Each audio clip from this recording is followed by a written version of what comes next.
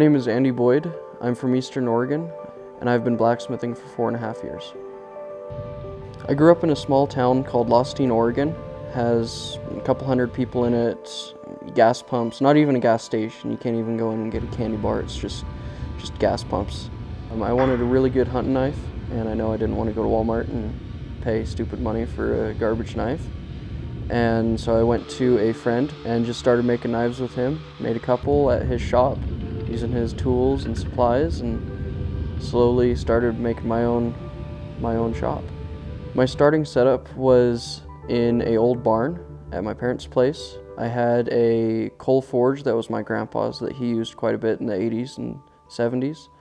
I had a couple hammers and a couple rudimentary pair of tongs and a really garbage anvil from Harbor Freight. This is one of the hammers that I made. I made it back in 2019. It was one of my first hammers. It's 1.5 pounds, and the cross pattern on there is for your natural swing. Normal hammers are crossed like that, but you have to swing like this. So if you have it at a 45, you can be at your natural swing and you're not messing up your elbow. So this is one of my first hammers that I ever made, and I use it almost every day.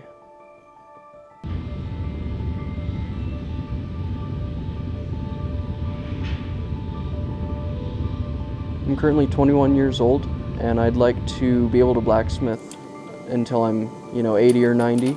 A lot of the blacksmiths I see can't. They're about 60 and they have worn out knees and elbows, so I'm trying to take all the precautions to be able to do it as long as I can. As far as the future goes, I'd really like to just have, a nice little homestead, family, chicken coop, the whole 9 yard. I think that's kind of the basic goal.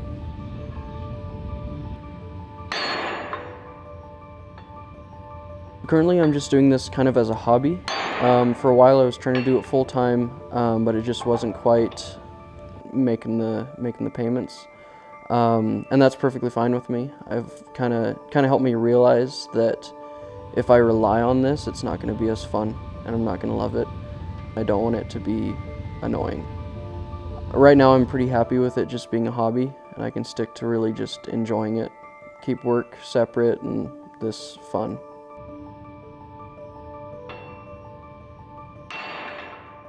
I think what has kept me blacksmithing is the stress relief.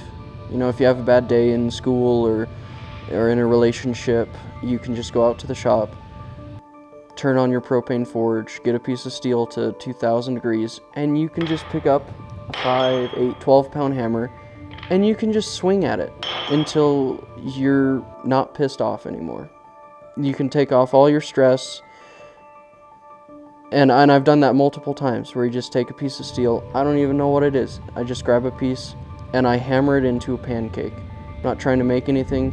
When you get in the routine of making a knife or making a tool, you don't think about what you're doing, you just do it.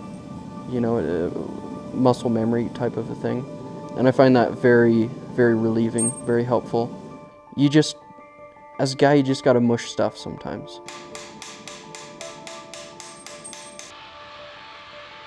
I think the only constant in my life in the last, 4.5 years has been my blacksmithing.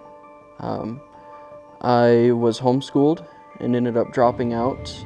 I had a relationship that failed, moved here because, trying to get out of that relationship, and my blacksmithing has stayed with me. I moved over, 2,000-3,000 pounds of equipment, an 8-hour drive, so I could keep doing it.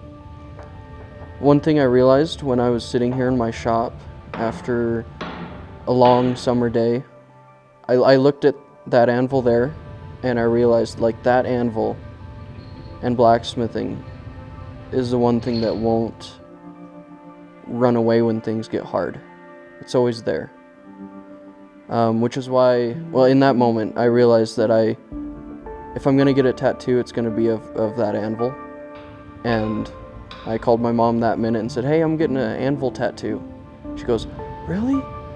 I had a dream a week ago that you got a tattoo and it was an anvil." And so I just knew, that was the right thing to do. Blacksmithing may not be my job, but it helps keep things in perspective. And that's really all I can ask for.